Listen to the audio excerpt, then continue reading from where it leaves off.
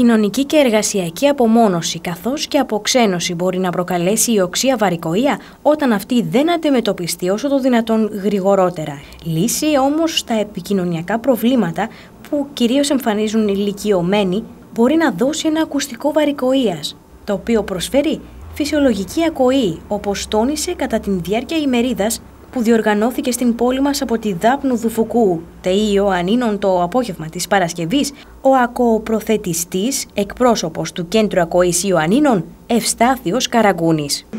Γιατί χρειαζόμαστε ακουστικό?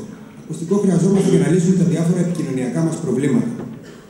Όλοι μας έχουμε στο οικογενειακό μας περιβάλλον ανθρώπους, μπορεί να είναι γιαγιά, παππούς, κάποιος θείος που βάζει την τηλεόραση πολύ δυνατά ή δυσκολεύεται να απαντήσει να μιλήσει στο τηλέφωνο ή δεν συμμετέχει στις συζητήσεις. Όλο αυτό προκαλεί μια αποξένωση, μια απομόνωση από το κοινωνικό περίγυρο, απομόνωση από το οικογενειακό περίγυρο. Η λύση δεν μπορεί να είναι άλλη από τα ακουστικά βαρικοείας. Τι προσφέρουν όμως τα ακουστικά, γιατί τα χρειαζόμαστε?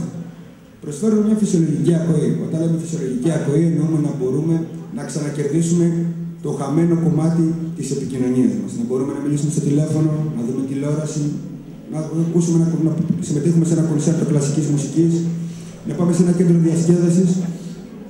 Κατά συνέπεια, αυτό μας επαναφέρει την επικοινωνία μας. Και πλέον να ξέρουμε ότι το ακουστικό βαρικοείας μπορεί πλέον να είναι το παρελθόν της χαμένης κοινωνικότητάς μας, είτε μιλάμε σε εργασιακό περιβάλλον, είτε μιλάμε σε οικογενειακό περιβάλλον. Λοιπόν, επίσης, πολλές φορές η βαρικοεία, ιδιαίτερα όταν πρόκειται για οξεία απώλεια ακοής, συνοδεύεται από εμβοές.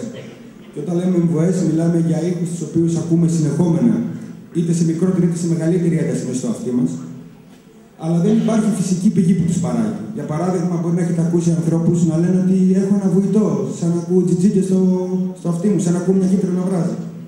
Τα ακουστικά μπορούν να δώσουν λύση και στην εμβοή. Σημαντικά ήταν επίσης κάποια στατιστικά στοιχεία που παρουσίασε κατά τη διάρκεια της ημερίδας ο κ. Καραγκούνης, όπως ότι το 14% του ευρωπαϊκού πληθυσμού και το 10% του παγκόσμιου πληθυσμού πάσχει από κάποια μορφή βαρικοείας. Όπως ότι το 18% των πασχόντων της νόσου Αλτσχάιμερ πάσχει και από βαρικοεία μεσαίου και πάνω βαθμού. Κάτι που συνδέει απόλυτα την άνοια με τη βαρικοεία. Και πιστοποιεί αυτό που έλεγα πριν, ότι η βαρικοεία είναι απομόνωση κοινωνική και εργασιακή.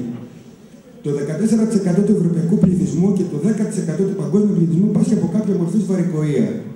Όπως θα δείτε στη Γυραιά Ήπειρο είναι μεγαλύτερο το ποσοστό. Γι' αυτό το λόγο ακριβώς έχει υπάρξει ευρωπαϊκή οδηγία να μειωθούν οι ένταση σε όλες τις συσκευές.